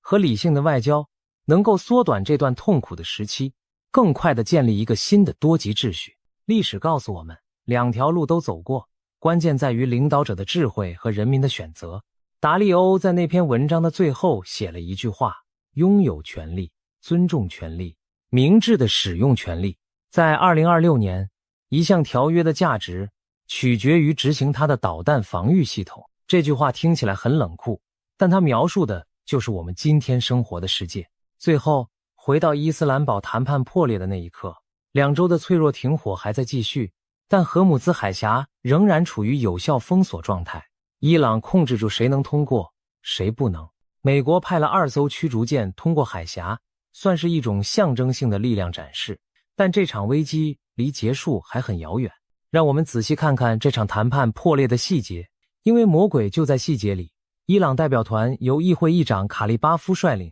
提出了一份10点谈判方案。伊朗的4个不可谈判的条件包括：以色列必须停止对黎巴嫩真主党的攻击，美国必须释放被冻结的60亿美元伊朗资产，伊朗核计划必须获得保障，以及伊朗有权对通过荷姆兹海峡的船只收费。美国的立场呢？万斯说得很清楚，核心目标是看到伊朗做出不寻求核武器的肯定承诺，而且不寻求任何能让他们快速获得核武器的工具。他说他和川普通了10几次电话，和国务卿卢比奥、财政部长贝森特、中央司令部司令库珀都保持了密切沟通。他说美国是在诚意谈判的，但伊朗的塔斯尼姆通讯社说，是美国过度的要求阻碍了协议的达成。双方最根本的分歧在于，美国要求伊朗把核材料运出国外，伊朗坚持核材料留在国内。美国要求无条件重新开放荷姆兹海峡，伊朗要求停战是开放海峡的前提。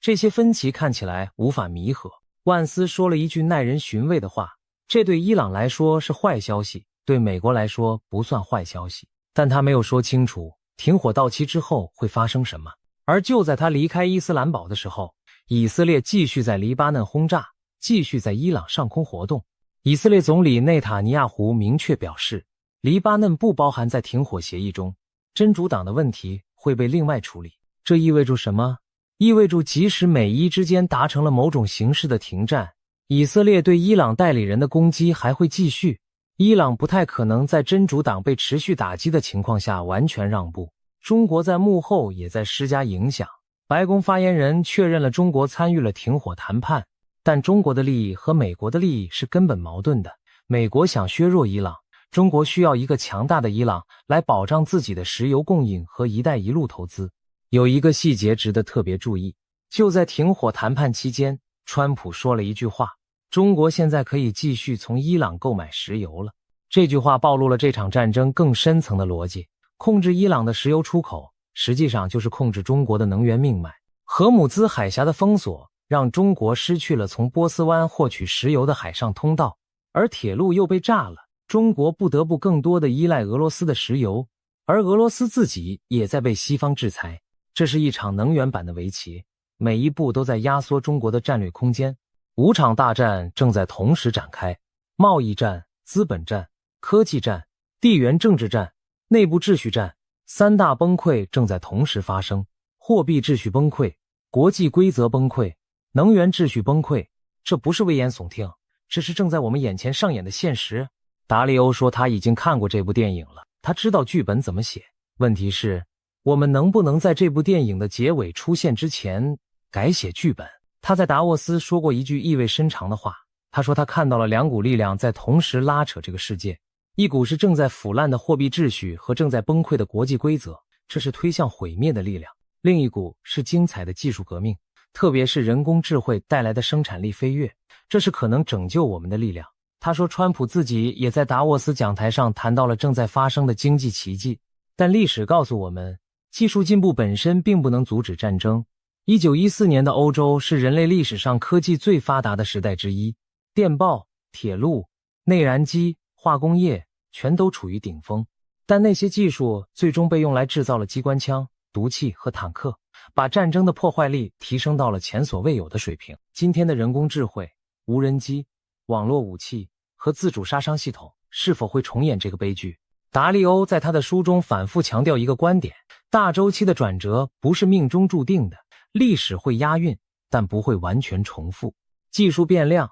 领导者的智慧以及人民的选择都可以改变剧本的走向，但前提是你必须先理解你处在周期的哪个位置，才能做出正确的决策。他的建议很具体，在投资层面，减少债券持仓，增持黄金和大宗商品，因为战争是靠借款和印钞打的。在生活层面，保持灵活性和流动性，因为大周期的崩溃阶段会限制正常的经济活动和资本流动。在认知层面，不要被战后70年的和平繁荣所误导，要理解我们正在经历的不是一次暂时的波动，而是一次结构性的秩序更迭。最后我想说一点个人的感受，在研究这期内容的过程中，我阅读了大量的战争报道、经济分析和历史研究。说实话，有些时刻我感到深深的不安。当我看到米纳布学校里那些7岁女童的名字，当我看到卡塔尔的淡化水厂被导弹击中的报道，当我看到达利欧用冷静到近乎冰冷的语气说我们已经进入了第6阶段的时候，我意识到这不是一个抽象的历史周期理论，这是正在影响数十亿人生活的现实。但我也看到了希望。巴基斯坦一个通常不在国际聚光灯下的国家，竟然成功地斡旋了美伊停火。一个19岁的巴基斯坦女孩站在伊斯兰堡的停车场里，惊讶地问：巴基斯坦什么时候变得这么有影响力了？俄乌战争中 67% 的俄罗斯人开始支持和谈。达利欧自己也承认，如果人类足够聪明，完全可以用谈判而不是战争来解决分歧。问题是，我们够聪明吗？